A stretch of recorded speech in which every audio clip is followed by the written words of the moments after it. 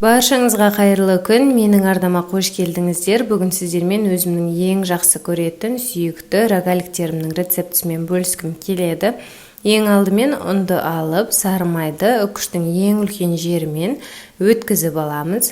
Егерде сары майымыз еріп, қолымызға жабысып жатса, майды осылай ұнға бір батырып аламыз.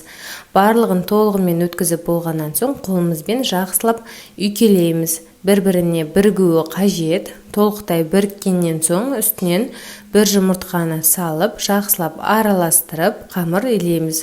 Қамыр бізде өте нәзік болып шығады, ешқандай қолға жабыспайды. Енді қалтаға салып, тоңазытқышқа, яғни морозилкаға жарты сағатқа салып қоямыз.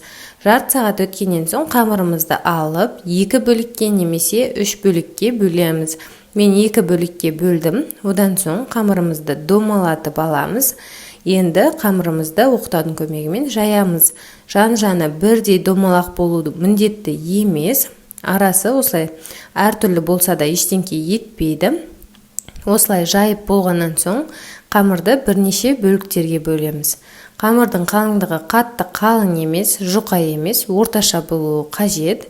Одан соң 8 бөлікке немесе 10 бөлікке, 12 бөлікке осылай бөліп аламыз. Және де бір шай қасық вареный сгущенканың ең қою түрін алып арасына саламыз. Осы кезде жақсылап жабыстыру қажет, себебі піскен кезде ағып кетуі мүмкін. Даже бұлай осылай вареный сгущенканы қоспай, жай ғана өзін орай салсаңыз да өте керемет болады. Менің арнамда тағы да бір сондай рецепт бар. Енді 180 градуста 15 минут пісіріп аламыз. Ол уақытта біз салафанға сахарны пудраны салып дайындап қоямыз. Және де осы рогаликтеріміз ыстықтай күйінше жақсылап араластырып, осы сахарны пудрамызбен қозғап аламыз. Міндетті түрде ыстық күйінде салу қажет. Егерде суып қалған уақытта салатын болсаңыз, сахарны пудра ешқандай жабыспай қалады. Сонымен біздің рогаликтеріміз дайын.